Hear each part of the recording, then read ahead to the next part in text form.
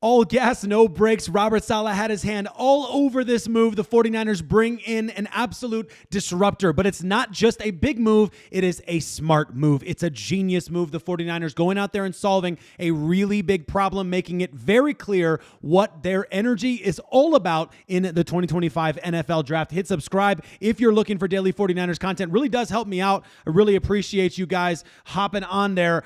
Thank you so much for that. But with the 43rd pick, in the 2025 NFL Draft, the San Francisco 49ers select defensive tackle Alfred Collins out of Texas, 6'6", 332 pounds of run-stopping monster. This guy is incredible. You probably don't care what I think about this, so let's get to the scouts, and then we got to get to this really interesting article that's already popped up, but let's just start with what the scouts have to say. The NFL comparison, of course, is Javon Kinlaw. We know that name all too well.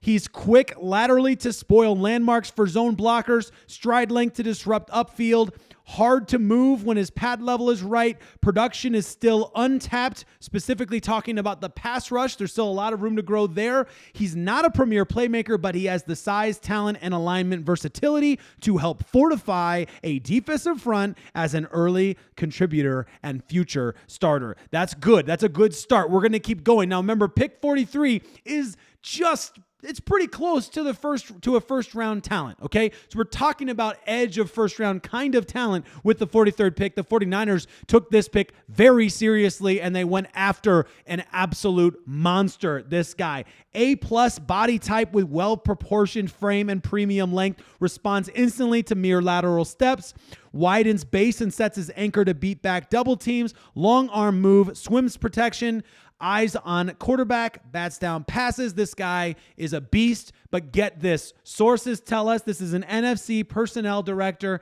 saying this: he is a legit specimen. With the right coaching, he could end up taking off and becoming the best interior player in this class. Whoa, that's high praise. That is high praise. I came across something else that I found really interesting, and I wanted to get straight into it as well. And that was an article from Kyle Posey talking about the pick, talking about why this is a good move for the 49ers. I think, at least I guess I'm interpreting a little bit there.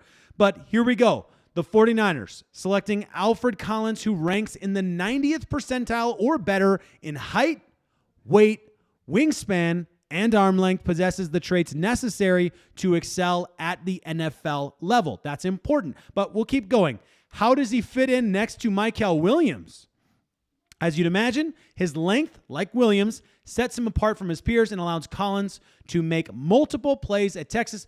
In the article, he links to a bunch of really good footage. I'm not going to show that footage for copyright reasons. However, on that footage and kind of what he talks about, and you can, I'll link the article down below, Niners Nation, Kyle Posey, but Collins lining up all over the defensive line. Half of his time during the season he spent at nose tackle or lined up over the center, but there was plenty of clips against Florida where Collins was lined up over both the guard and the offensive tackle, so the guy's moving all over the line. Interesting, though.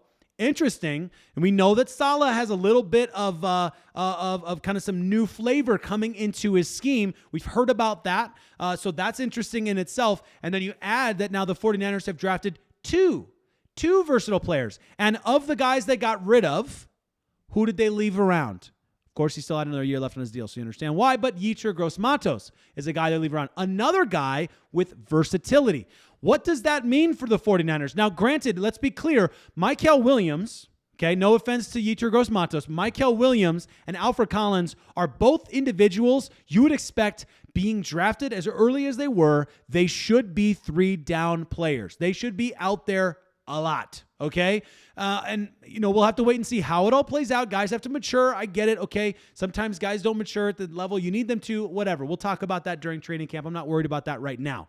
However, when you look at all of these things combined and you look at Yetur Gross-Matos, I think it's kind of interesting here. You might actually have an insight into something that Robert Saleh is trying to do. So I'm going to be really, really interested to see what they do with the third pick in the draft, what they do beyond that. There's going to be a lot to talk about. I'll definitely be talking about all of it, so make sure you're subscribed to the channel so you don't miss out on all of that. But I love that they're picking versatile players. I'm a fan of that. He's not just lining up there, he's winning. It's not versatility unless you can win in multiple spots. Excellent point by Kyle Posey, to which I absolutely, wholeheartedly agree. Another trait Collins shows is a spin and arm over. He also has awareness. I thought this was interesting too, because we're talking about football IQ, right? Any defensive lineman who reacts, who reads a screen and doesn't rush up the field like a chicken with his head cut off understands football. Just complimenting his ability to be aware of the situation, to get the game, not just reactionary, proactive, and then he even talked in his interview with the media after being selected. I was listening to it on my drive home. I work 12-hour day here. That's why I'm still in my work clothes here. And I was listening to it on my drive home.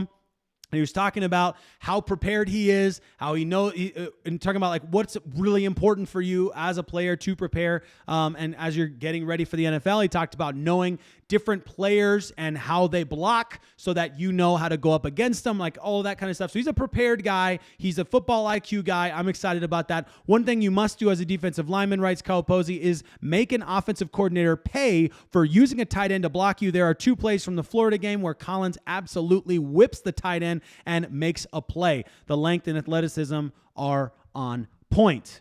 The 49ers have a clear plan up front, winning with violence and length, utilizing versatile defenders. I'm going to say that again because this is really key. Kyle Posey absolutely nails this one in talking about what the 49ers are trying to do, what Robert Saleh and his influence is trying to do, what John Lynch and company and the scouting department are trying to do. They are trying to win with violence and length. It's not like we've never heard that one before, utilizing versatile defenders. I think this is fascinating, and we're not just talking about a guy who's, a versatile back, and the big drawback is, he's maybe not the size you want. Usually when you're talking about versatility, there's something that goes along with that. Either they're blue chip versatile, or they're versatile, but they're missing something else. And in this case, it's not a size issue. The guy is a monster, and his versatility is a huge bonus on top of that. That's Williams and Collins. 2 players are going to struggle running the ball toward, and that's the kicker.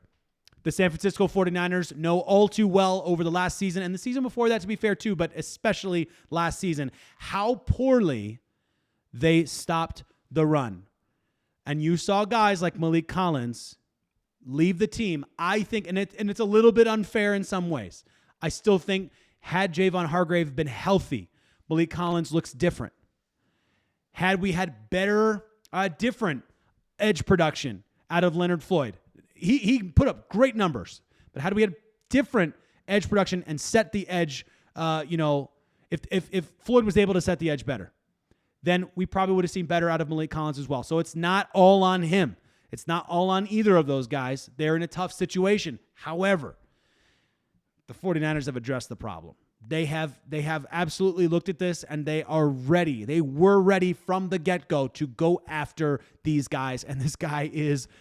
oh my goodness, I can't wait to see him in training camp. I can't wait to see him in preseason. I can't wait to watch him on Sunday. Collins is around the same weight as Jordan Elliott, but he brings so much more to the table as a football player against the run and the pass. The 5th-year senior may not have the upside of Michael, but the floor makes Collins a safe player who will contribute to Robert Saleh's defense right away.